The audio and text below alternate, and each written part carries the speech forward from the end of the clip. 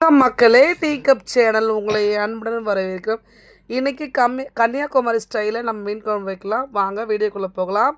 என் video இதான் first time பார்க்குறதுனா கண்டிப்பாக subscribe பண்ணுங்கள். அப்போ நான் போகிற வீடியோ உங்களுக்கு உடனுக்குடன் வரும். நான் முதல்ல வெங்காய தக்காளி லைட்டாக வதக்கிட்டு அதை மிக்ஸி ஜாரில் அரைச்சி கொண்டு வந்து வச்சுருக்கேன். இது கூடவே உப்பு, மிளகாய் தூள், அதுக்கப்புறம் மீன் சீலா மீன் கிடச்சிது. இது நான் வாங்கி ஃப்ரிட்ஜில் வச்சுட்டேன். ஸோ அதனால் இது கொஞ்சம் இன்னும் கரையில்.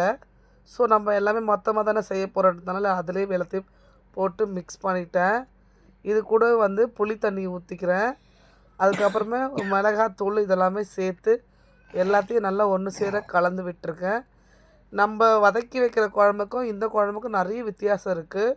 இதை அப்படியே கலக்கி செஞ்சுக்கலாம். இது ஆல்ரெடி இது நம்ம ஓல்டு ஸ்டைல் தான், நம்ம பாட்டிலாம் செஞ்சுது. இது கூட மிளகுத்தூள், அதுக்கப்புறம் தனியாத்தூள், அதுக்கப்புறமா மஞ்சள் பொடியை கொஞ்சம் லாஸ்ட்டு தான் சேர்த்துருப்பேன். சீரகத்தூள் இதெல்லாமே சேர்த்து நல்லா கலக்கி நான் ஒரு மருந்து குழம்பு போல் வச்சுட்டேன்.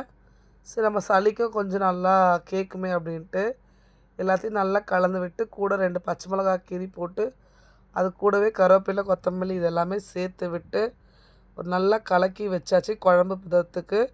இப்போ நம்ம இதை டேரெக்டாக அப்படியே பற்ற வச்சிடலாம். அவ்வளோதான், பற்ற வச்சுட்டு நல்லா சூப்பராக இருந்துச்சு குழம்பு. நான் இப்படி வரேன்னு எதிர்பார்க்கவே இல்லை. செம்மையாக இருந்துச்சு குழம்பு. பார்த்தீங்களா எப்படி இருக்குது பாருங்களேன், செம்ம டேஸ்ட். ஆனால் குழம்பு உண்மையாகவே கன்னியாகுமரி ஸ்டைல்ஸ் கன்னியாகுமரி தான்.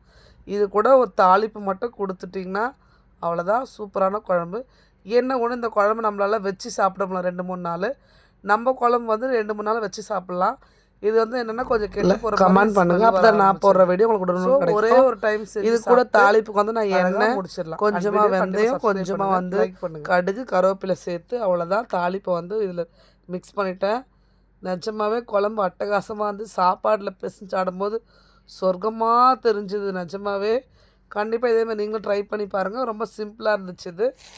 இதேமாதிரி நான் வேறு ஒரு வீடியோ உங்களை பார்க்குறேன். அது வரைக்கும் தேங்க்யூ, பாய்.